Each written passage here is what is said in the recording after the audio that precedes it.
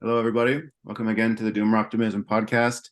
Today, we have a special guest, Alex Corren, who we've been Twitter mutuals for a while. I think we have a lot of intersections in terms of interests, and in particular, I would say we're both interested in like contemplative practice and consciousness. I think we're both interested in bioregionalism.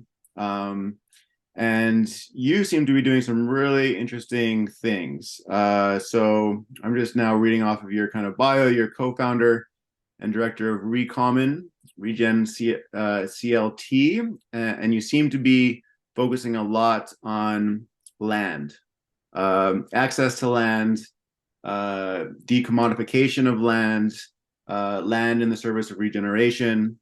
And this is, I think, a really crucial element that we often talk about on the podcast, but nobody, everyone just kind of seems to leave it as, man, yeah, a lot of people who want to get on some land can't do it. This is a big issue, and you and your organization seems to be doing something about it. You're also a homesteader. You're beginning as a homesteader, so there's a lot of area for conversation here. So why don't we start by you just kind of giving a little bit of your background? What were some formative experiences leading up to what you're doing today? Yeah, sure thing.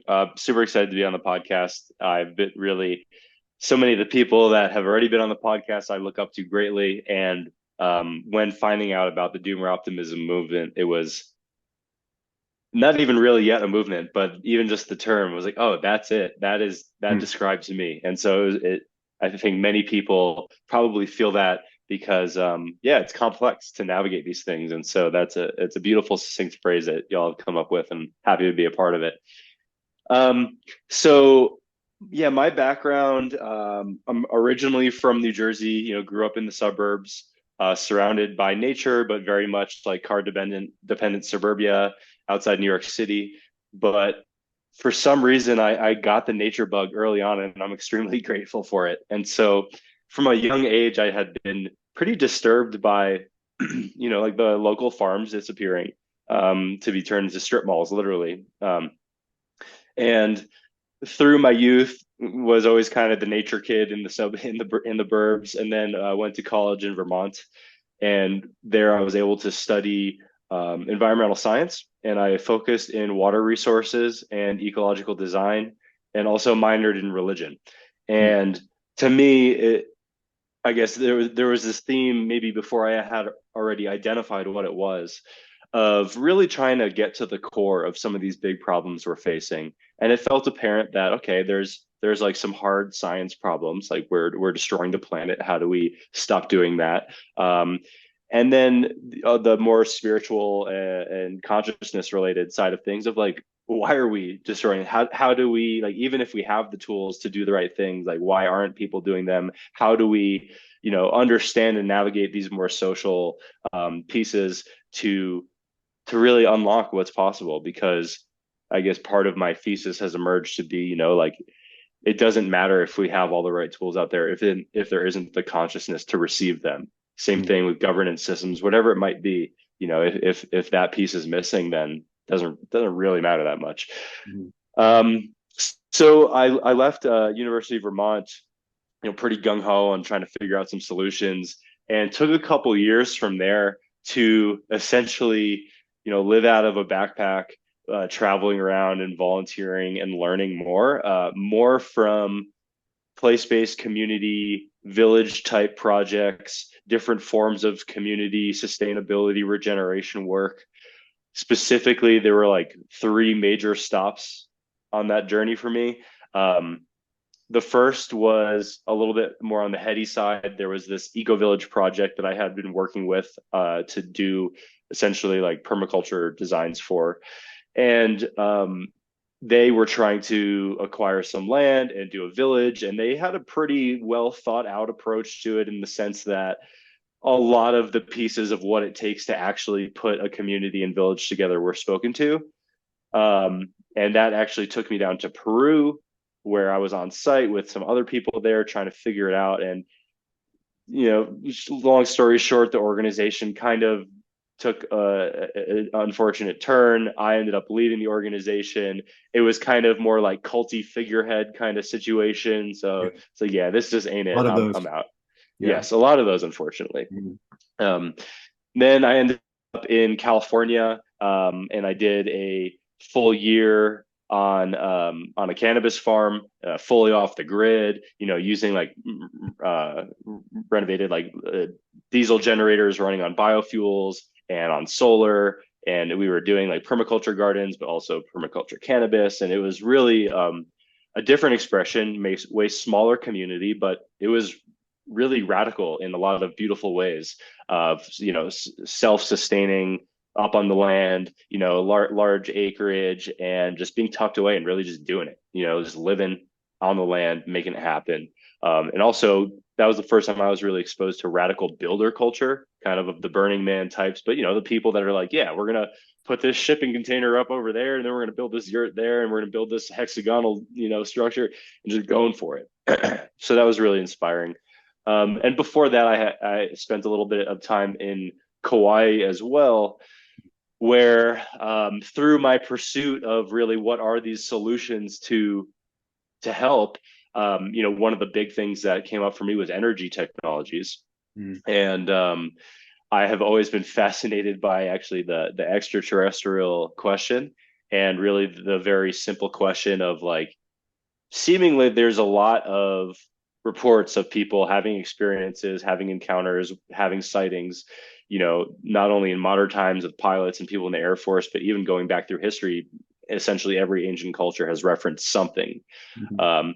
And so the question isn't, okay, well, how'd they get here? They're not burning, you know, jet fuel to travel light years. So that, you know, kind of nerdy inquiry actually led me to by chance be a permaculture volunteer at this physicist research foundation.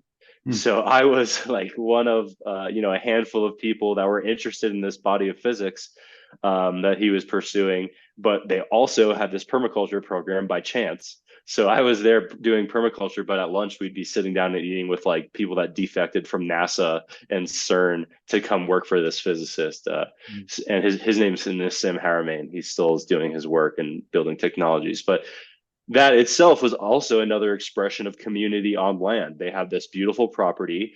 It was a mix of like scientific staff living on site with, you know, more of the permaculture people living on site. We were maintaining the property, but planting, you know, breadfruit, planting all these trees, supporting the, you know, the food supply for at least lunches for the community.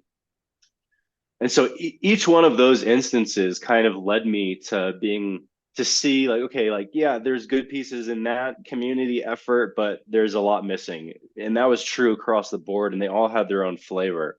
Mhm.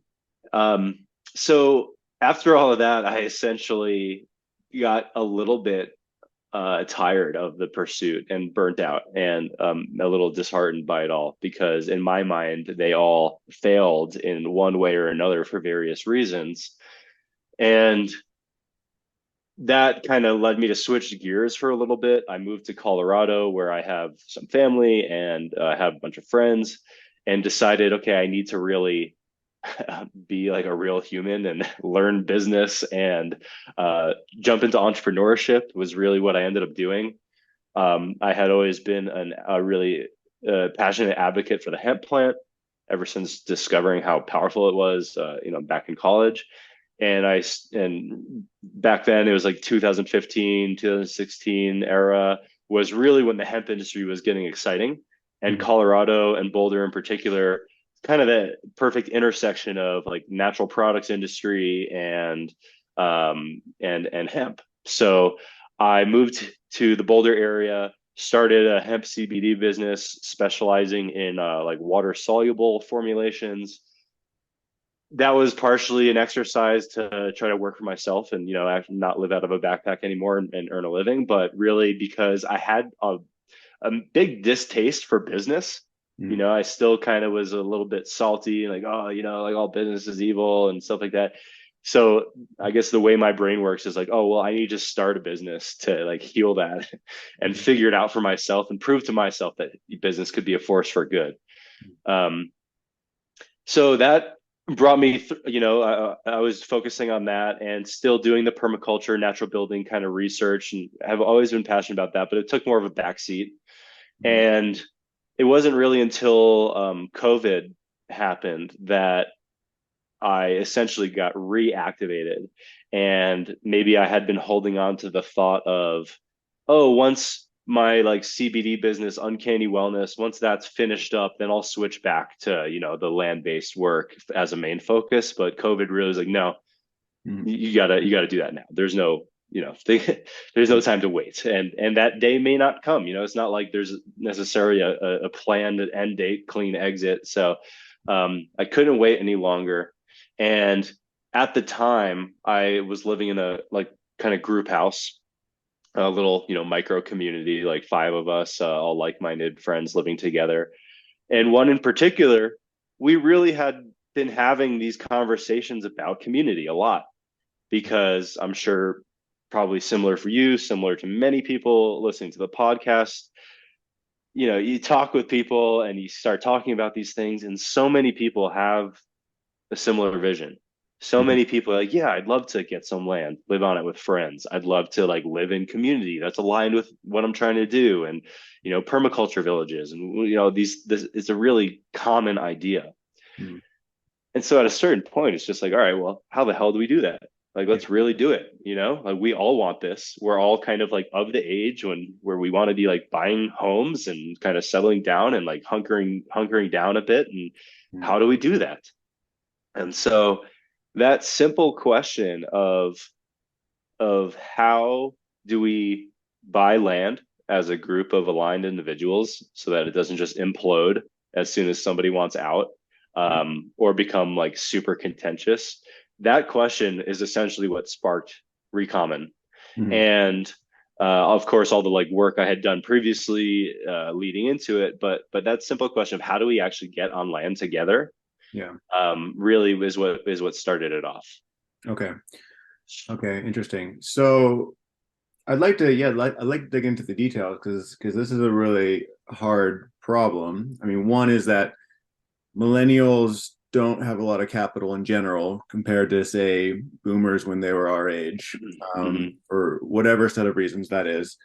Uh, a lot of people, uh, they just, well, I mean, there's also a lot of malaise, I would say. Like, it's just a lot of, a lot of the population just aren't interested. They bought into kind of like, you know, I would say eco-modernism, kind of ideal of like, actually we all need to be moving to the city because your per capita, carbon footprints or whatever is smaller and it's more efficient. And so a lot of people, I think a lot of millennials have bought into that, and then there's Mm-hmm. people who kind of see uh, the shadow side of that and, are skeptical that that's actually a sustainable vision, wanting to move out to some land. And, in our podcast, we interview like a lot of homesteaders and stuff, because it seems like at this point, we've interviewed some people who have tried to create like larger eco communities, and they're always either just starting up or, and at least one of them have kind of not been very successful, that we've Mm-hmm. interviewed as far as I know. And then there's the question of, if you're getting together as a community of friends, well, that's not really a village. Once families come into the picture, once kids come into the picture, and you're not just kind of like hanging out with your buds, Mm-hmm.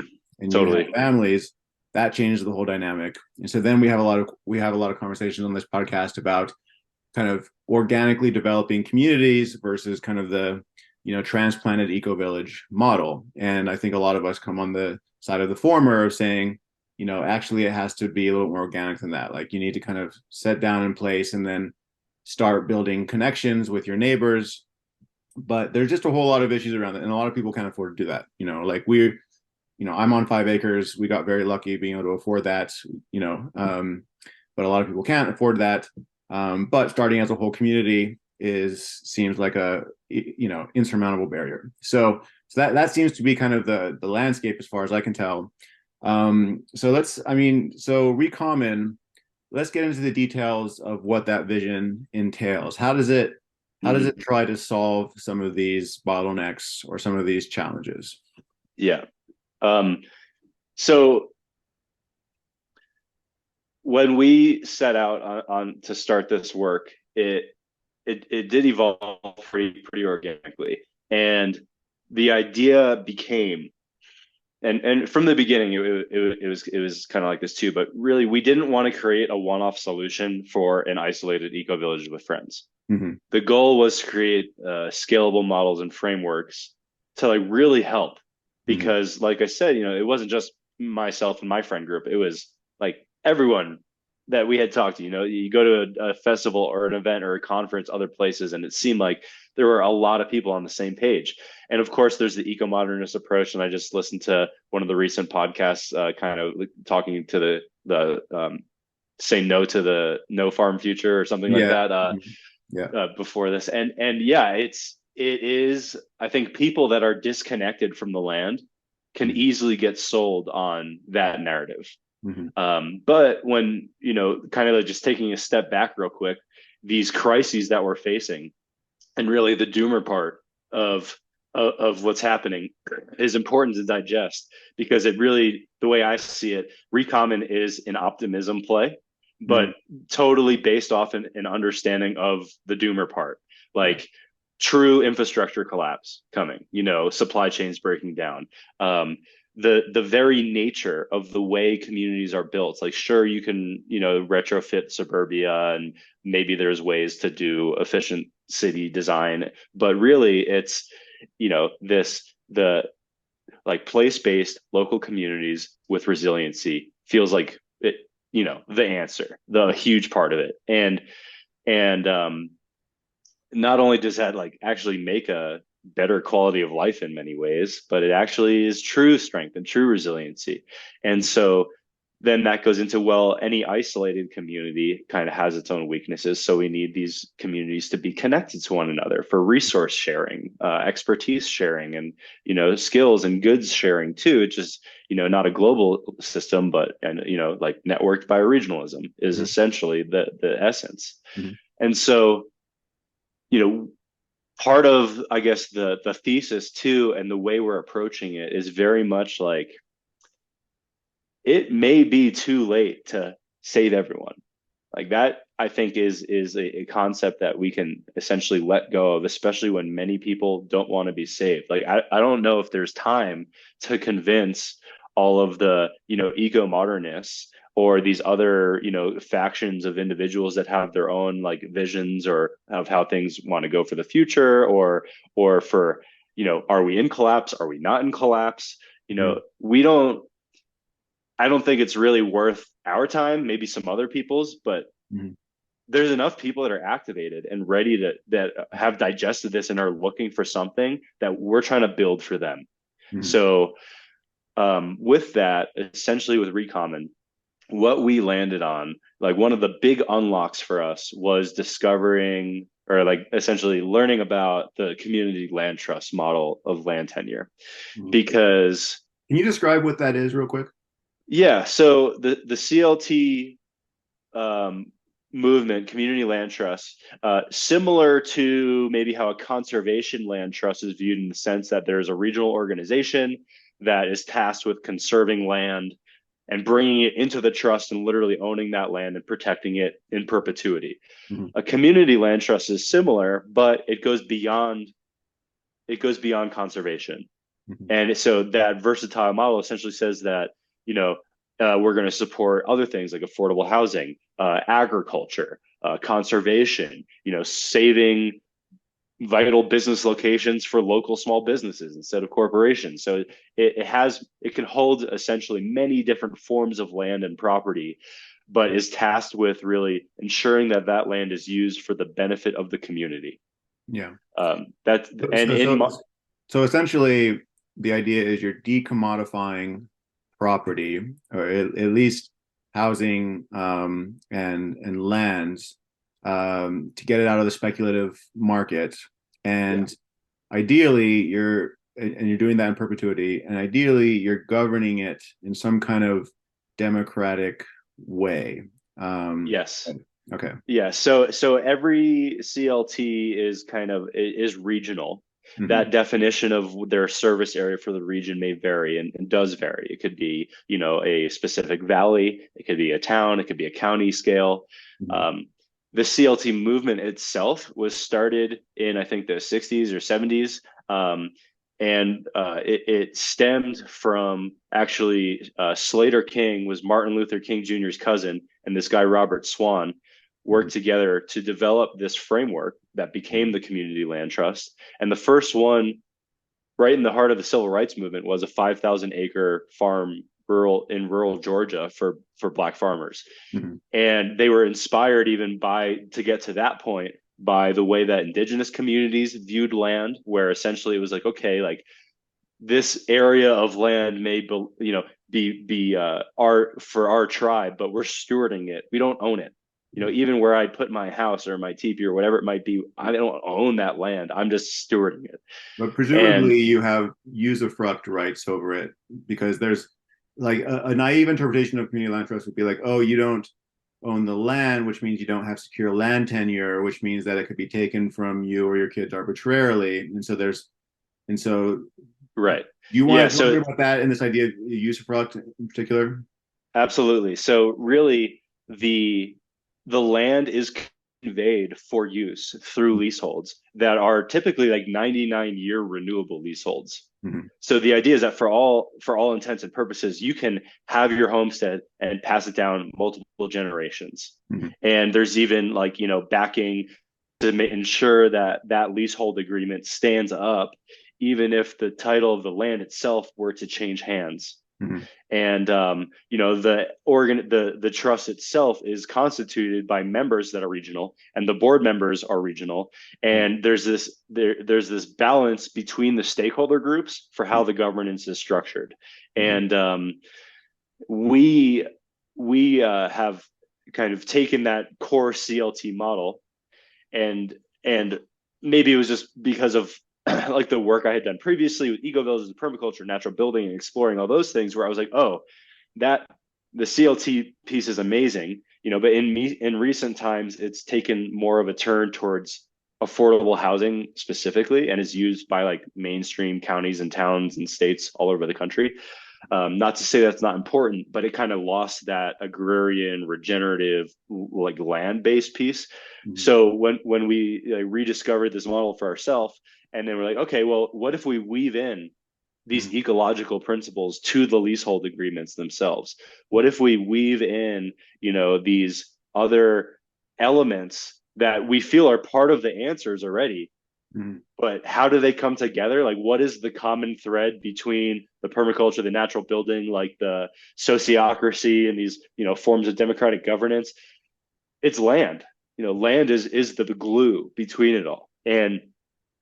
And so we really were looking at the CLT model and saying, okay, this is a fantastic launching point with a track record of decades of success at this point that's been iterated on and is already well accepted. We don't need to really reinvent the wheel here. Let's just take that CLT model, where the essence is that the trust is this perpetual stewardship entity, and then the land is accessed by farmers and people that want to live in a home or build a home, or businesses. And the idea is that really they're not buying the land, so they're accessing it extremely affordably. And they are then they have usufruct rights, so they can own their house, they own their business. If they make improvements on their house, they can and then sell it. They get that upside. The only thing is, it's like, okay, well, you can't be spraying glyphosate on your lawn. It's kind of like, imagine if an HOA didn't really suck and it actually was aligned with ecological principles, and was trying to do the right thing and support you. To be like, yeah, you want to renovate your house? Like, let's help you, ensure that it's not using toxic materials that are going to deteriorate and harm the community in 20 years. So more collaborative, and really anyone that would be essentially coming into these leaseholds would hopefully be aligned, because this is all voluntary. It's all optional. And so that's essentially what we did. Was one of the big pieces that we're working on with ReCommon is we took the CLT model and we created what we call the Regen CLT, or Regenerative Community Land Trust model, or RCLT for short. that embeds directly into the organizational bylaws and into the leaseholds a couple tweaks to the classic CLT model, which essentially is embedding ecological principles and regenerative principles, and a more diverse stakeholder governance. And I could jump into that piece unless I can pause if you have a question or comment or anything. Yeah, let's get to that. But so, in your organization called ReCommon, so presumably it's inspired by kind of the historical knowledge of the commons that we retrieved, especially through the work of Eleanor Ostrom and others. Do you want to just talk about that? Like what are the commons? How did they get, say, enclosed on, and what does it mean to ReCommon? Absolutely. So I'll give my version. I'm by no means a historian, but really we before we have this paradigm of privatized enclosures, land was common in the sense of there weren't fences and private property, and this farmer is going to shoot you if you cross his land, and it was these common spaces. And in the U.S., we can feel that with like BLM land and all the like national parks and national forests. It's like, hey, anyone can go there for the most part. That sense of like this land is accessible and is a collective stewardship effort. Nobody owns it. That is really the sense of the commons, and that connects to common resources and common landscapes that we share and that really nobody owns. And the idea really of some temporary human soul owning land that has been here long before us and long after us, with species that are way more residents than we are and will be there when we're gone. It's silly, but we're so deep now in this system of private enclosures and private property that it is such a foreign thought to think that large pieces of land could be held part of the commons or held in common trust. And we see the repercussions of this everywhere. Even if people don't know what's happening, we see that problem every single day in every single community where, hey, somebody owns that building on Main Street, but they are charging too high of rent. No local business can afford it. Well, it's going to sit empty, and they're willing to do that, and they don't give a shit. But really, because they own that property, the entire community may suffer because this vital piece of real estate is being underutilized because someone's just parking on that land, essentially. And then, same thing with just, especially in the American West, but farmland. It's like, and these are other larger spaces, like investors know that land is incredibly valuable, so they're acquiring land, and even if they're not taking care of it properly, it's not being used for anything, they just sit on it and earn money. So that unearned increment of wealth, and just by the value of the land itself, is something that's been spoken to a bunch in the past by a lot of brilliant people. And really, like, I know in my community, so I live in a really small rural community in like the Front Range Mountains corridor west of like Boulder and those other areas. And, we're in an unincorporated town, and we have a very, very small main street. And right now there's a brewery and a distillery, and there's an old historic building that, says like grocery on it in like some faded letters. Yeah. And we have no food in town. And that building's not a grocery. It's literally a private security camera business that just uses the basement for an office. And so, there's certain low-hanging fruit, no pun intended, in any given community. And like, you could lose vital farmland or the access to food or clean water supply just because some private landowner has different ideas. Yeah. Let me bring up a couple of things that came to my mind. One is the history of the commons is fascinating in one sense, because they've existed within different kinds of political economies. So we can talk about kind of like indigenous cultures and having kind of a shared management of resources. In Europe, the commons were associated with feudalism, right? I mean, it was a feudal lord usually owned the land, but they basically allowed peasants to use it, usually, in some kind of crop sharing agreements.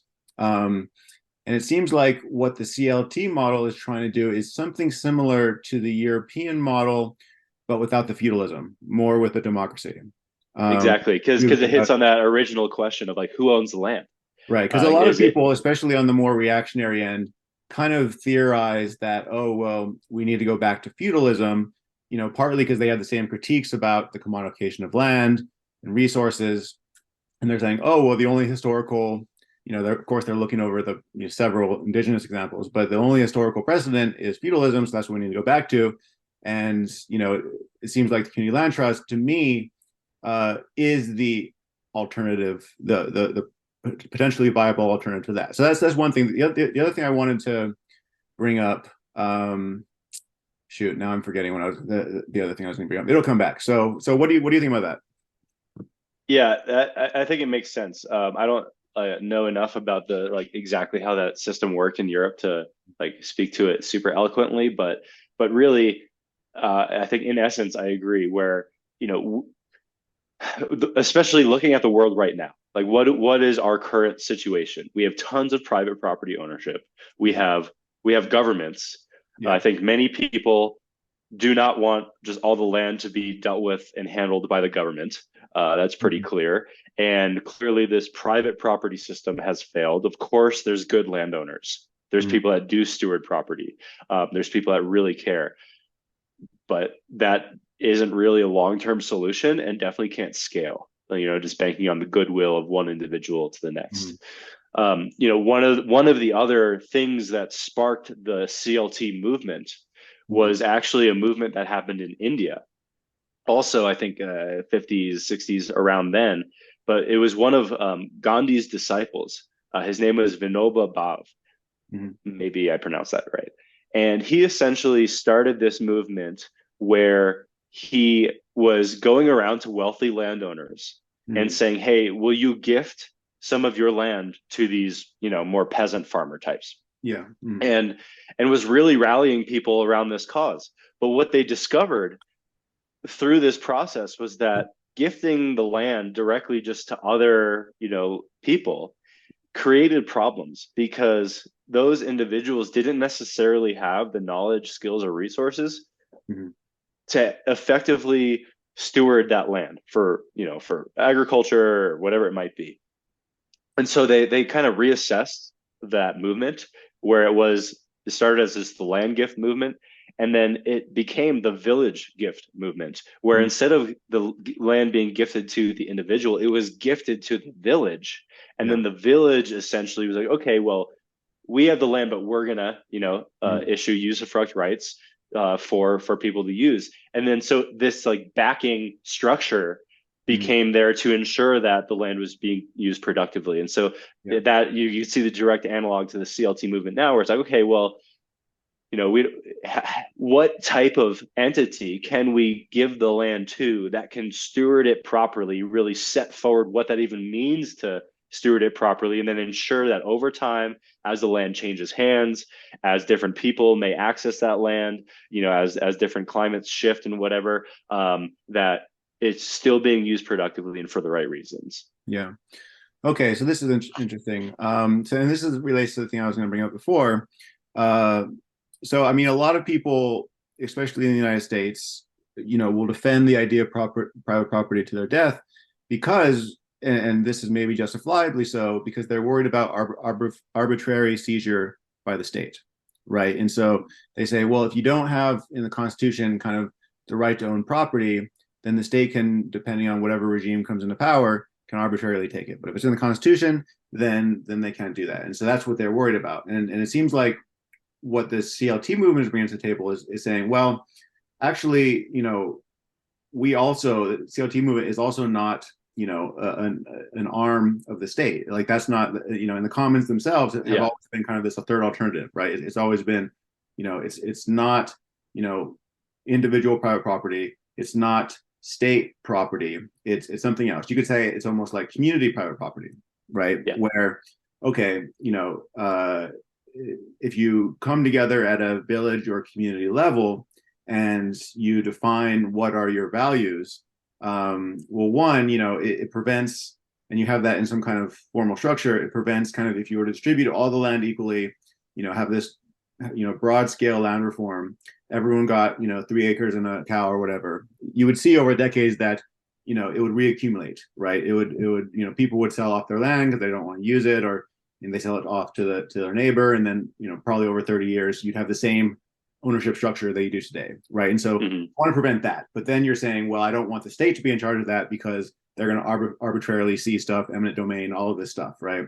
And so then what's the alternative? Well, it's having within the community itself, a set of common principles and ethics that, one, prevent the reaccumulation of land into individual large scale owners that control everything, so a feudalist kind of model, but it's and it also in theory allows land tenure over time, right? Of people who are very associated with a piece of land, know it very intimately, them and their descendants are still gonna be associated with that in the long term. So it seems to try and thread that needle of kind of like, avoiding the downsides and getting most of the upsides of both kind of the statist and the private propertyist kind of perspective. Would you agree with that? Yeah, totally. Because really, the CLT um, is a private entity. It's a membership-based organization that's Yeah. regionally specific, but it is the way we're approaching it, and classically they are 501(c)(3) nonprofits. So really, you're saying, okay, this alternative is, let's put the land, let's ReCommon the land, bring into a nonprofit stewardship entity governed by the community, specifically tasked with managing these commons. Mm-hmm. And so this can become, and what we're building is hopefully increasing the capacity for this to be a tool Yeah. for communities to essentially combat those forces of encroachment of private property, to reclaim this land for the common good of the community, and then essentially like reclaiming it and like locking it up in this trust structure to prevent it from extraction, to prevent it from sitting vacant just because there's a distant landlord. And that, like I said previously, has been used by a lot of local governments for like it basically ensuring that affordable housing subsidies don't just disappear once the house turns over, but actually like ensuring that there's a structure in place to ensure it's affordable in the long term. And so really like the way we're approaching the RCLT model, the regenerative community land trust model, is that, yeah, this land is coming back in. It becomes a tool for the community to really start to hopefully acquire land assets in the community, to then ensure that their family and their children and their neighbors have access to that land for the long term. And that it's, if there's other forces of extraction, whether it's industries or, just like nefarious actors that don't really care about the community, you can really start to push back against that. And the way it starts is with the land. And really one of the other main approaches we've, like there's a lot more to ReCommon we could dive into, but one of the other like main nuggets is that really the oh shoot, I'm blanking on it right now. It'll come back to me. There's a lot of nuggets to get to. Okay. One more thing I brought up, and I think we've kind of already covered it, but Chris Mage, who is the author of the Say No to Farm Free Future that you mentioned you listened to, he has a great article in Land Magazine talking about there's been a historical perennial tension between individual kind of peasant families and the commons. And the way that I don't know if he explicitly talks about like this, but this is kind of how I talk about it, is that we need to think in terms of nested commons, where a family structure, and these days you can define family in many different ways. So I'm not, it doesn't necessarily have to be biological or whatever, but shared household, let's just say, household structure is itself a form of commons, right? And then you have kind of the more village, community, neighborhood scale, and that is itself a form of commons. And then, of course, that's embedded within a larger watershed, right? And the watershed itself needs to be, in some ways, managed as a commons, all the way to the bioregion and planetary. So, but kind of what he points out is that the commons were, historically used by peasants for very specific reasons, right?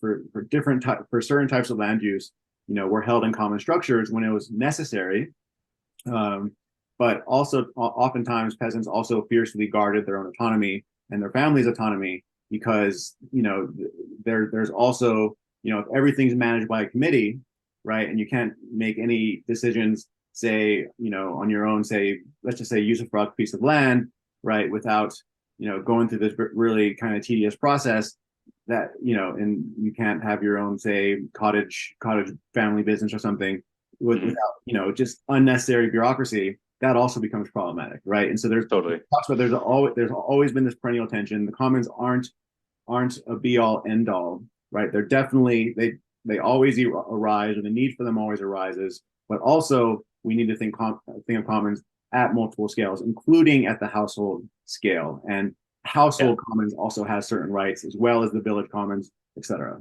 What do you think about that? Yeah, I mean I think is a great transition to maybe how we're structuring Mm-hmm. how like this idea of networked bioregionalism. How do Yeah. we, because I believe what we've set forward is a system that can scale planetarily, Mm-hmm. potentially interplanetarily one day. I We like the won't go ambition. there. Yeah.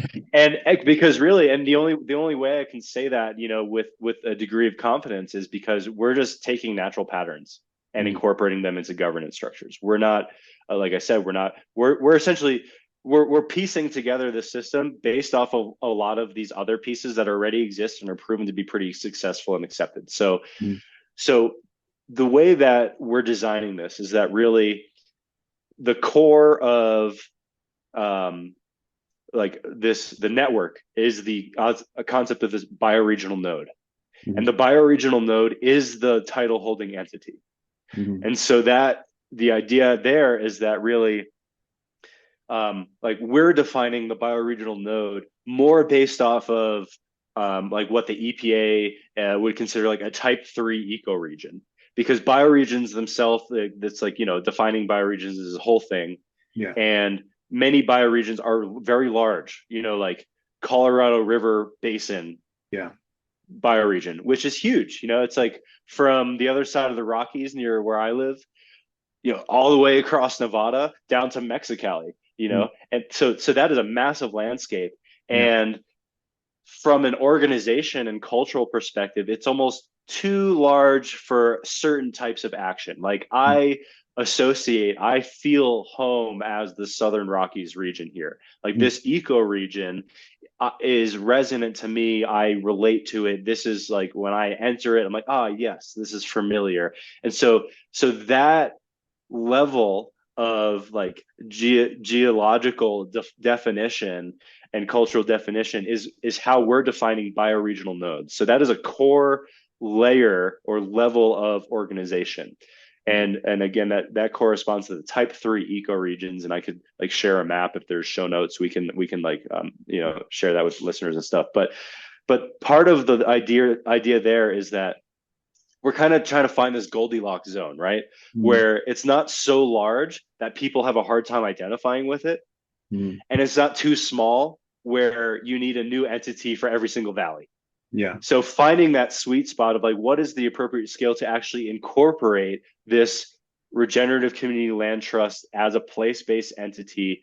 And we've kind of landed on this like the beautiful mapping and the beautiful work that has done for ecoregions of Mm-hmm. type 3, because that really brings in what I think many of us consider as bioregions of like similar flora and fauna and communities and culture and things around that relate to that landscape.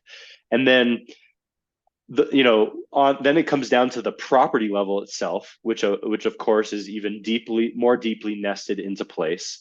Mm-hmm. And that property, even though it's still held, the title's held by the bioregional trust, Mm-hmm. or the bioregional node trust. The individuals that access that land via leasehold, the stewards, they have autonomy within their leasehold.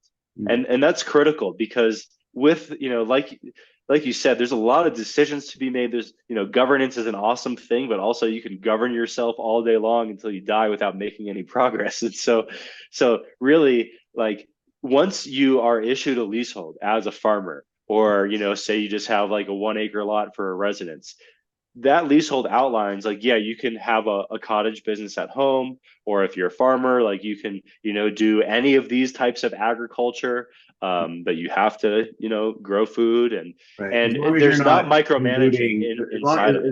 as long as the negative externalities are not emitted, basically, right? Like Yeah, there's some limits to that, but it's more about the harm principle, right? exactly. Are you practicing your autonomy without harming the person downstream, for example? Exactly. And like the covenants that may be in that leasehold are Mm. not like you can't paint your door purple or you have to keep your garage door closed. Yeah. It's like, Yeah. you maybe there's, yeah, it's just more common sense, Mm. ecologically minded, community minded things. Yeah. And so really the idea is there is not micromanagement. You don't have to go to the greater community to make decisions in your family scaled commons or in your smaller commons. But really the idea then is that, okay, well, you are doing that in context of this greater property holding. Mhm. And so especially in like through the lens of community development, Mhm. the idea might be that, kind of tapping into the good urbanism movement where there's gentle density, Mhm. and you can have, say in traditional development patterns, there's 100 acres, and there's like, well, we're just going to divide it into 100 1 acre plots that are Mhm. all going to be private property. And this system, it's more like, okay, we're going to look at the landscape, right? Mhm. We're going to have a cluster of smaller homes over here, and then there's going to be like 3 farms, and this area is for conservation. Mhm. And those are all defined and then conveyed via leaseholds to a conservation group, to a farming group, to individuals that want to start a family. Mhm. And that bioregional node level is really where like the local decision making and action happens. Mhm. And then the idea going beyond that is that, like, kind of returning to the example of the Colorado River Basin, because this is a real world example that we're actively working on, with through ReCommon, Mhm. is that like the Colorado River Basin is a watershed, and is its own bioregion, absolutely. Yeah. And so when we look at it, we can see that actually it's like 6 or 7, maybe 8 different of those bioregional nodes or ecoregions constitute that watershed. Yeah. And so that watershed scale, that larger order bioregional scale, Mhm. is a great scale for kind of that higher order of organization. That might be a little bit more directed towards policy or Mhm. large like capital raises to support larger regeneration efforts. But it doesn't make sense to like necessarily incorporate the title holding entity at that scale. That's just a scale of organization. Same thing that below the bioregional node scale on more of the tributary side of things, the Mhm. smaller watersheds, Right. is also more of like the local organizing scale. Right. And they can all work together. And then, yeah, really just being clear about where are we organizing versus where do we actually need like a nation state interfacing entity to hold title to the land. Right. Interesting. Okay, so let's talk about what ReCommon like what is it exactly that you guys do? Like, do you raise raise financing? Like let's get into the nuts and bolts of what is the value added proposition of ReCommon. Yeah, that is a great question. And so we there's right now there's I'd say like 2 or 3 different pieces that we're really working on, and Mhm. it's all essentially landing on a platform. So we are building a digital platform. The Mhm. idea being that, you know, cool, we can make these sexy governance models and all these frameworks, but if we just say like hand it over to communities to just be in a boardroom with, sharing Google Docs and trying to get on Zoom meetings together, like it doesn't really help that much, or it at least isn't fast enough, because we really feel like, hey, we want to deploy this and we want this to be a useful tool for communities as soon as possible Yeah. while we can act. Yeah. And so we're building this platform that the platform itself will be called ReCommon. That's going to hold the different governance and voting pieces, and then also is going to connect to the fundraising piece as well. Because one of the big things we discovered, this was like I think in summer 2022, we went out to visit in the western slope of Colorado and like the North Fork Valley. There was a community that reached out to us, and we were, viewing different properties with them. A lot of the pieces were in place, like super activated community, really knowledgeable, people from the transition towns movement, part of that group, and like on the local water board. And um, but we found this amazing property. It checked all the boxes, but we were short like $1.2 million. Yeah. Like, wow, that's a big hurdle to overcome. Yeah. You know, just to even get the land, let alone to build any infrastructure or support the activities on that land. Mhm. And so um, so we have the Regen CLT governance piece, and then this other piece that we've been developing is called the Commons credit. Mhm. And I can speak to both of those, but I'll start with the Regen CLT model because we've already been covering it. So essentially, the classic CLT model breaks down governance into this tripartite board structure. Mhm. Um, and it's a member-based organization, but really the board has the most of the power. They're the ones really voting. And the three parts of that board structure are kept in balance, which is part of the beauty of the system, and generally includes like general members. So that would be just people that live in that service area, that region, as defined by the CLT. And then the second bucket of power is kind of the leaseholders. So those are the people actually on the land, with leaseholds, usufruct rights, doing their thing.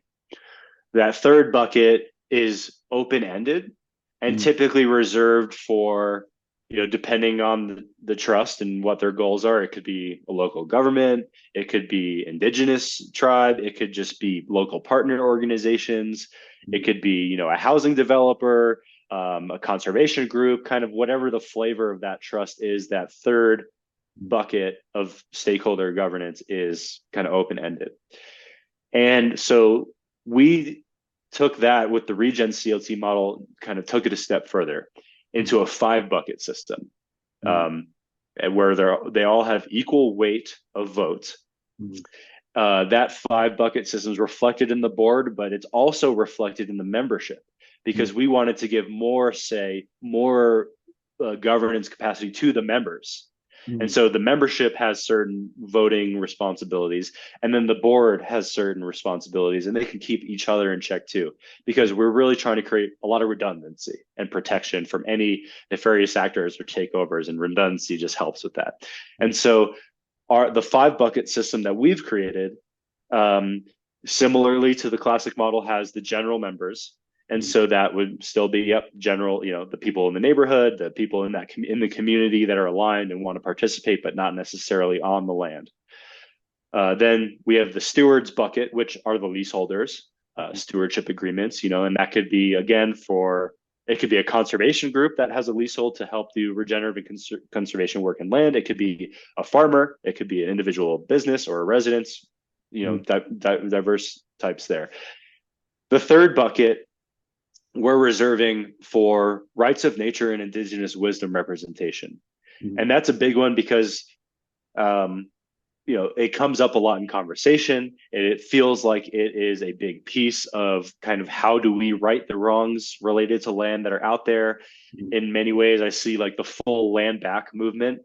as maybe an overcorrection of the wheel, especially because we live in a world where we're in these blended communities and cultures. And, an indigenous community that used to be in a certain area may not be there anymore, unfortunately. But, the idea of just gifting land to people who were there at a certain time in the past, Mhm.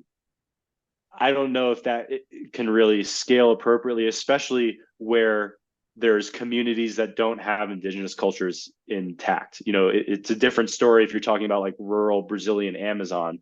Mhm.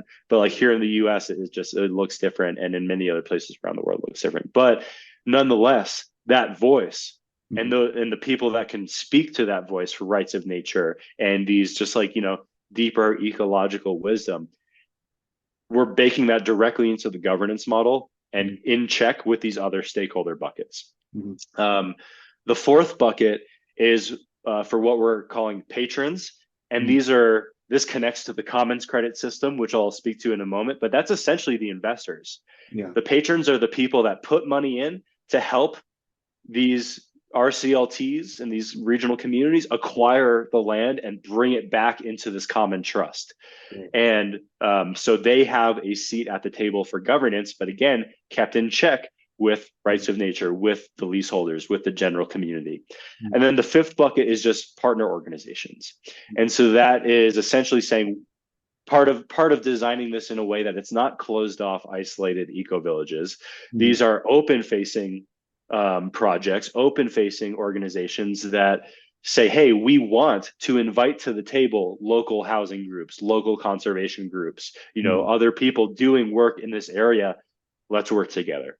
So those five buckets, the general members, the leaseholders or stewards, our rights of nature, the patrons or investors, and then the local partners, Mm-hmm.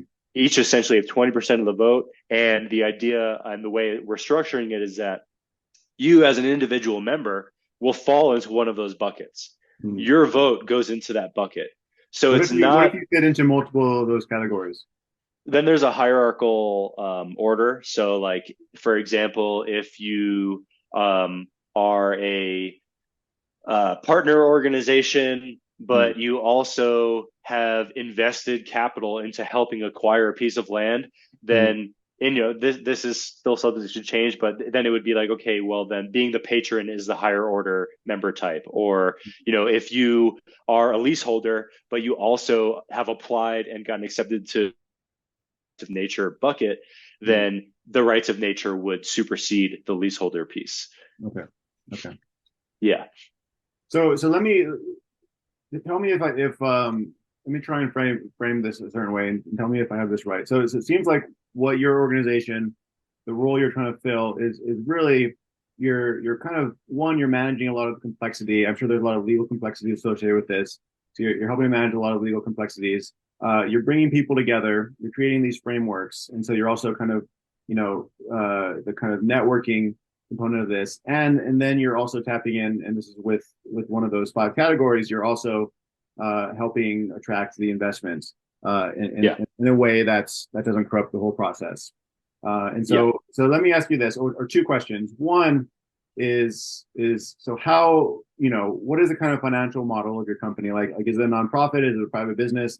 How are you able to pay your staff? All of those things. And two, what is the incentive, or how are you going to get people to invest in community land trusts? Right? Is it purely based on they believe in the vision and they're willing to put their money where it has a much lower return because they believe in the vision, or is it something else? Yeah. So good questions. As far as our business model goes, we are structured as a nonprofit. Mm-hmm. We are right now, ReCommon, you can imagine, is like a higher order aggregate of all the bioregional nodes. So our organization is actually structured in the same 5-bucket system with these membership types, except we aren't necessarily a place-based regional, bioregional node.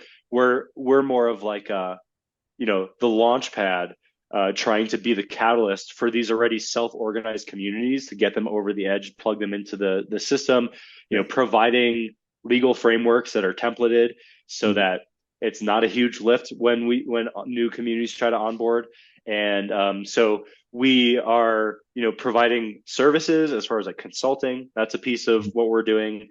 Then we are, the way that we're structuring membership, we'll bring some capital into the organization. We're also definitely right now, our support is because of an investor that believes in what we're doing and sees what we're doing, really focusing on this land layer as a piece of the puzzle. And I think that's a common maybe problem that a lot of these organizations kind of doing this kind of work faces. They try to do too much. It's like, oh, we're going to do the land and the built environment and the social governance piece. And really, the complexity magnifies greatly, really quickly. So we're really just trying to focus on this land piece. Okay. But with the other pieces of how, even though we're a nonprofit, we need to make money. So helping to bring in investment to secure land, we would take a small piece. There's small leasehold fees that would, trickle through. But again, the whole point is land is equitable and affordable. So those leaseholds aren't expensive. And different profitable ventures. For example, one of the core pieces of this concept and this like networked bioregionalism idea is bioregional learning centers at the hub of these communities, Mm. which could be like, education, workshops, events, classes, and things that people are paying for. So trying to build those models in as well. Yeah. Um, but then I think your second question was kind of about the acquisition of property and like helping people with fundraising. Yeah, and Or just where is the money going to come from, and yeah, what is the incentive? Is the incentive to invest in, if you're a wealthy person, is it just because you believe in this vision, even though you're going to take a financial hit based on that, or what is it? right. Mm. So one of the big things that we've been working on is figuring that out, because if it is taking a financial hit, that's not going to work. Yeah. And so essentially, like if someone were just trying to maximize profits and maximize investment, Mm. I would say straight up, this is probably not the route to invest. Yeah. But I've phrased it like this: like I like to think in spectrums. Mm. On one side of the spectrum, you have philanthropy, right? So and there's billions of dollars of philanthropic money that moves around and every year. So there is a lot there. Mm. And really, with philanthropy, it's like they get maybe a tax benefit for donating, and they get a pat on the back. Maybe they get an impact certificate, but it's like, thank you very much. Here's a sticker and like a friendly email. Have a good day, more Mm. or less. And then on the other side of the spectrum, you might have someone who is super aligned with all of this and wants to support regenerative work and make an impact, but they do it more through the like, I'm a private investor. I'm going to buy the land. I want to build community, or I'm going to do regenerative work or start a farm. And it's still very much in the private property model. Right. And, sure, you can maximize investment that way, but there's a lot of drawbacks to that, which we see in a lot of eco villages, which is like you have one family or one couple or one person that owns all the land. Everyone else there is kind of on the land, they're helping out, but they don't have equity, right? So Right. it closes the door to kind of equity opportunities for individuals. And then Mm. also closes the door for a lot of other collaboration, for grant funding coming in, for like working with other profits, because there's this sense of like, you can't really activate impact and community capital onto someone's private property, just increasing their wealth. It's kind of a non-starter for a lot of things. So what is that middle ground between private, ownership and investment? And we've developed this commons credit system that essentially says, is tapping into, and the goal is to open up really the other billions of dollars, and increasingly so, that wants to make impact investments, that wants to activate their capital for good and get these other forms of returns, but also not just lose money. And so the commons credit is really unique in the sense that it separates ownership and usufruct from governance. And so it's saying, hey, you put money into this system. You essentially have helped this community acquire land. This is very much like commons credits are created when like for actual hard land value entering the system. In a sense, it's almost like a value accounting mechanism like that. Like, $1 million property is acquired, $1 million worth of commons credits are created and given to the people who put the million in. The idea, though, is that by holding that commons credit, you get a seat at the table for governance, where otherwise, if you're not in that bioregional community, you're not participating in governance in that way. And then, oh, you're muted. You get 20%, or you and whoever else have invested have 20% of the basically influence. Exactly, on the bioregional node level. So Yeah. even though you helped buy that $1 million property, and someone else, down the valley, or a group of people might have helped to buy another property, you collectively Mm. are the patrons for that bioregional node level. And Mm. then there are certain perks associated with it as well, like, if there's other investable opportunities, like someone's building a greenhouse, or, creating a music venue, or building homes, you Mm. can get right of first refusal as an investor into those opportunities that might have more direct ROI. Mm. So there's that. There's like, things like say invest in a property and there's dwellings on it and it's a farm, maybe you get a free fruit share every year, Mm. and you get discounted access to stays for lodging, X amount of nights per year, or you get shortlisted on the wait list for housing when it becomes available. Mm. So different perks and get governance access. And one thing I didn't speak to before, but this is really important, is on the bioregional node level, the vast majority of people can only be members if you actually live and call that bioregional node home. The idea being that even though we're building this kind of global network, it's place-based decision making and local action, and someone on the other side of the world is not going to tell you and be governing your local community. Yeah. Yeah. And so being a patron is actually one of the only ways to be on that bioregional governance Mm. part of that without living there.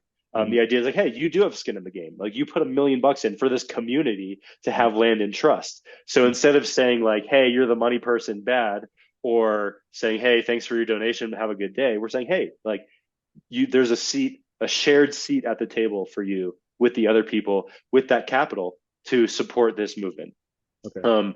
And so the idea then is that really, as so this investor now has put in capital to help this community acquire this land, and that land then is still held in trust and Mm. is going to have now this regenerative activity start happening on it. So, an ecological housing community may be developed. The farmland may start to have soil health improve, and biodiversity might improve. And, groundwater recharge can bring the streams and rivers back to life. And community centers built. And all of a sudden now that land has a lot more value. Mm. And the idea is then that commons credit tracks the value of that land over time Mm. and is essentially pegged to the value of the land, and can be that they can sell that commons credit to somebody else down the road who wants to participate in governance or get the perks associated with it. But the beautiful thing is that if there's upside to that, that is directly it's like revenue share back to the bioregional node. So Mm. yes, as the investor, thank you for putting in your capital. You helped us acquire this beautiful property. It's being used for regenerative use. You have, you waited 7 years. Now you're selling your commons credit to somebody else. That you can pocket some of that upside, but it's also continually funding now this community treasury, Mm. bringing capital back into the system. So we're taking what kind of was extractive speculative behavior of Mm. private property landowners, saying, hey, you can actually invest into this land, capture upside of the value, but only if the whole community is capturing upside of that value. And so it can create this kind of regenerative flywheel effect, continually driving capital back into the community for furthering the regenerative purposes. And that speculative activity now becomes something that is a funding mechanism for the land and for the community itself. And so that is kind of like our approach at navigating the complexity of the very real necessity of activating capital to bring land in to the system, while making sure there's no extraction happening and not giving that investor rights beyond, like they can't run the show. It doesn't matter how much, doesn't matter if, like what would you say your bioregional node would be? Like Southern Appalachia or? It's nested, right? I mean, I think of Southern Appalachia as its own entity. I also think of kind of Western North Carolina as its own kind of set of cultures. But even, we're near the Continental Divide, and it's interesting that, on one side it feeds into the Missouri River Basin, on the other side it goes into the Atlantic, right? But one side of that divide and the other still feels like Southern Appalachia, Right. but two completely different river basins. And so that's where defining bioregion gets very complex, right? Yeah. So it does. And, like, so the way I think about it could be where, like, yes, the Southern Appalachia could be the bioregional node level where it's similar flora and fauna and like relatively similar cultural values and whatnot. Yeah. And then there could be separate, like, initiatives and like federations of nodes to specifically work on the various water regions, and it's okay if there's overlap. But what I was going to say is like, even if someone put in, $250 million, or a Mm, group of people over a decade put in $250 million into southern Appalachia to and there's thousands of acres of farmland and community space that are, essentially brought back into this bioregional commons, mm, they would still only have collectively 20% of the governance capacity in check with rights of nature, with the stewards on the ground, and with the surrounding community. yeah. So it's this way where we're really activating this capital, and one of the individuals on our board is a regenerative fund manager. Mm, So we've been really working closely with him because he's more connected to the people with lots of money. There's plenty of people out there that are like, don't even talk to me about $1 million deal, like only 100 million or more, like just that's just the way it is. It's a foreign thing for me, but they're out there. mm, And so what these people want is, for one, a store of value. And mm, so this common credit, by being essentially pegged to and tracking the value of land, mm, is a store of value in a big way, mm, especially if we can like build the actual like digital mechanisms to support it properly. Um, so that's the big one. And then really this concept and this pitch to the people with capital, like, hey, if you want to support impact and regenerative work by supporting the communities to acquire this land, mm, you're opening the door for all of these different regenerative activities, whether it's just securing farmland, or like resilient community housing, or things like the eco credit market and the more like kind of heady Web3 pieces. mm, Like, where does that happen? mm. That, like, this is creating, like, securing the land and opening the door for those types of mechanisms to start rolling out. And then there's different opportunities for them to like tap into those other ventures. But really, it feels like a middle ground that actually has a lot of perks compared to the other two ends of the spectrum. Yeah. Okay. Okay. So I think I have a pretty good sense of kind of let's just say the business model. If there's anything else, let me know. Maybe in our last, say, 20 minutes or so, maybe we can shift towards, you mentioned this term networked bioregionalism a few times. I've used that term. I have some ideas about what that means to me. I guess how does this effort fit into kind of a larger theory of change, right? Of like Yeah. transitioning towards something else. Let's just say a regenerative society. And with that, as we start getting the details, we realize how much complexity is involved with all of this. Um, a lot of people have proposed, like, for example, using AI to kind of help manage this complexity. I think people go different ways on that. And this idea of, so, and maybe start out by, for you, defining what is bioregionalism mean to you, and what is network bioregionalism to you, and how does that fit into this larger theory of change, and what is the proper role of technology in moving in this direction? Yeah. Awesome. So to me, bioregionalism is essentially maybe a more clear and actionable way of approaching localism and like place-based decision making Mm, and governance and organizing and all of that. It is a beautiful way of essentially, you know, similar to permaculture, like, what patterns can we observe? mm, What patterns already exist, so that we don't, what can we avoid like making up as humans, and actually just observe from nature, and like kind of act on that. And so to me, bioregionalism is this idea of organizing and cooperating around a given place that is defined by the environment. mm, And with that, pattern level of thinking, you could really look at any place on the planet and say, what is the bioregion? How can we look at this place? And it relates to, the plants and animals, and the watershed is a big piece of it, but it's not just watersheds. Like, I'd say the bioregion that I live in actually touches on at least two or three large watersheds, mm, Colorado River Basin on one side, Arkansas River on the other side, and others. mm, And then, especially looking at watersheds you have your tributaries, and you have your more Colorado River scale, and then you even have like the entire like Mississippi River systems and even bigger ones. So the question of, okay, well, what is the right scale to act on and organize on is part of bioregionalism. Yeah. But really, it connects to this larger theory of change of kind of acknowledging that in many ways, nation states have failed. They're built off of arbitrary lines.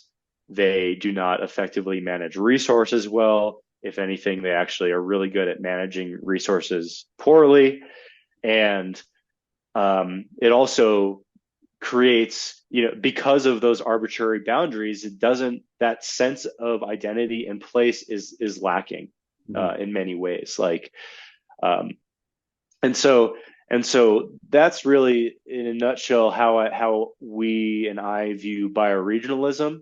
And the networked bioregionalism is, I'd say, more of a movement, and is more of that theory of change. Because if we are in this failing system, and I fully believe we're in drawn out collapse, and we have climate issues, but also social and political issues, and even things that are well outside of our control, like things with the sun and like straight up solar cycles and these larger planetary cycles that are gonna like have had very clearly major effects on the planet and will continue to. We are not, just because we are very electrified and technologically advanced in some ways, we're actually more vulnerable now than ever before. So knowing that we have crumbling infrastructure, knowing that these societal and cultural institutions are failing us, what is this reordering structure? What can we apply in a broad scale that can really help organize and rally communities together in a way that makes sense? And so having the local action and local organizing on that bioregional node level, but then keeping the connectivity and the resource sharing and the expertise, and really like building essentially this, it's not a network state because it's absolutely connects to the land and to place, and that has that as a priority. But in a sense, it kind of is a network state in the sense of we are creating a network of these land holdings that are place-based and held by bioregional communities. And so I think there's a lot of good nuggets in that kind of network state concept, and how do we re-network these organizing communities in a way that makes sense. And so networked bioregionalism just really feels like this way to, how do we start enacting change in very meaningful ways, knowing that it happens on the ground level, but isolated, disconnected pockets of change isn't going to get us there. And so what is this, in a sense, like what is the story that we're telling? What is this greater narrative that we can all connect to, that honors place and gives more power to it, but then also makes it this greater movement? That's how I see networked bioregionalism. And I'm open to other forms of it rolling out, but it really feels like it's the sweet spot. It's like a beautiful natural organizing pattern that we don't need to make up. It's already there. We're just maybe putting it on maps. Okay, great. I mean, yeah, I think that's a beautiful explanation. I mean, that's very similar to how I would describe it as well. It seems like we're in this this time between worlds. Is this phrase that people have said, where like there's a lot of prefiguration going on, right? Like I've had conversations with a lot of people associated with bioregionalism in various capacities. Of course, Joe Brewer and everything they're doing with in Barichara and and the organization he's developing. I've had conversations with people with Hilo, right, where they're trying to develop kind of like the social interface and kind of like the intelligence interface to kind of help manage some of this complexity. And it still feels all very nascent, where the structural conditions as they currently exist, like the structural, and I'm curious what you think about this. I tend to think that the structural conditions will need to change, and they will change just because the current system is not sustainable, which means that it's not going to last, by definition. And so we can't like say, overthrow the system or whatever. That's not what we're trying to do. We're trying to kind of prefigure the proofs of concept at the kind of nation scale, that when the structural conditions do change, we'll be ready to roll it out, right? And it'll be a viable alternative. Is that kind of how you see it? Like Yeah. structurally, that's like we're kind of preparing for this kind of structural shift that is outside of anyone's control. Yeah, absolutely. And it kind of goes back to that Bucky Fuller quote of like, if you want a new system, like essentially create it, like make it better than the existing reality, which Right. is exactly what we're trying to do. And so, I think I enjoy and maybe spend a lot of time visioning the future Yeah. and thinking about the future and what it could look like, and really trying to feel into that. And so I think, we it's nice, and we can flash forward to the like 100 years from now, Mhm. everything goes right. Mhm. We have these resilient communities with these balanced ecologies. We like have these beautiful governance systems that everyone feels like they have a voice and can participate. Mhm. And but it might take 100 years to get there. It might take a while. And so in this transition time, in this drawn out collapse, as these other systems are falling, if we can build this to be rising, from ashes, or Yeah. composting the old system like actively, and we're sprouting up this new system, there's going to be a time of overlap, Yeah. decades, like my whole life maybe. And so and that's fine. Like, how can we build that? And I think really, if these bioregional nodes can really start doing good work and start serving the communities, and Mhm. then at the same time, we can imagine like local governments, county governments, state governments becoming less and less effective over time. Yeah. Then I think we can just convince people if it's right because it's working. Like if it works and it's really helping, these are long time scale activities and processes and visions. Mhm. And so by enacting on a system like this, it can over time replace the old system, Mhm. or at least replace it for many of the functions, right? Like what should local government do Mhm. versus what should the local bioregional node do? Mhm. And I think over time, as we transition into whatever systems come next, like, there's this window, this Mhm. in between time where we really have to try to implement something, because there is no guarantee that a good system will emerge. Right. And I think it was with like the with Gregory Landua and like Daniel Schmachtenberger, where the idea of like high tech, high nature, low Right. tech, low nature. And so I subscribe to this idea of a hybrid high tech, high nature Mhm. model, but also with low tech. Right. It's not exclusive. And Appropriate so tech, maybe. exactly, appropriate tech. We're not throwing blockchain at it for the sake of blockchain, but some of those tools can really help with transparency and coordination. Yeah. And same thing, we're not just building a platform for the sake of building a platform. We're building a platform because nonprofit governance as it stands is really clunky and old school, and we want to create a system that people can easily tap into to help manage and do what they want to do. Mhm. And so, yeah, this it's I think really the ReCommon, our goal is to be a catalyst for these regional communities. We're not going out and choosing, hey, that would be a cool place to do a community, that would be a cool place. People are coming to us and saying, hey, we think what you guys is a piece of the puzzle that we need. How Mhm. can you help us? And so, as you know, we are admittedly in the beginning stages ourselves. Mhm. Our first project is I kind of mentioned, this community in the western slope of Colorado we've been working with for like a year and a half at this point, and we're gearing up for an initial bioregional node formation and property acquisition. Mhm. And that is going to be part of this larger like Colorado River Basin bioregional federation, where we're connecting from the headwaters to the mouth by Mexicali, and then the idea is to kind of move in through there. But there's some people working on that higher order meta narrative, Mhm. and then there's groups working on the very more specific, like place-based implementation of this node. And then we at ReCommon are trying to essentially build the tools to bridge Mhm. this movement. Right. And you're also developing a homestead, so you're also kind of doing a bit of both, right? Yeah, I'm doing a bit of both, and Mhm. there's a minor piece of irony there of being a private property owner and trying to do it myself. But really, that just came from the fact that as a permaculture dude, there's just this tension inside and this drive. Like, I need to be planting Yeah. things. I need to be building resilience and building a homestead. And at a certain point, I was, it's just like renting sucks. Yeah. Renting really sucks. And I crunched the numbers and was like, okay, we can get a construction loan for this amount and, Mhm. X, Y, and Z, and piecing it together. And it worked out where, yes, going through the entire process of building a home and building a homestead.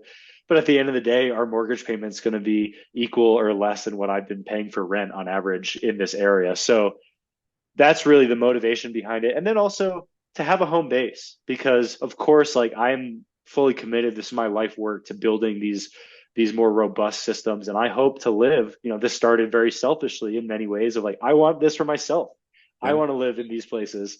Yeah. But in the meantime, I think it's okay for me to like develop that permaculture homestead. And so we lucked out. We're very fortunate with the support of family and, taking on debt Mhm.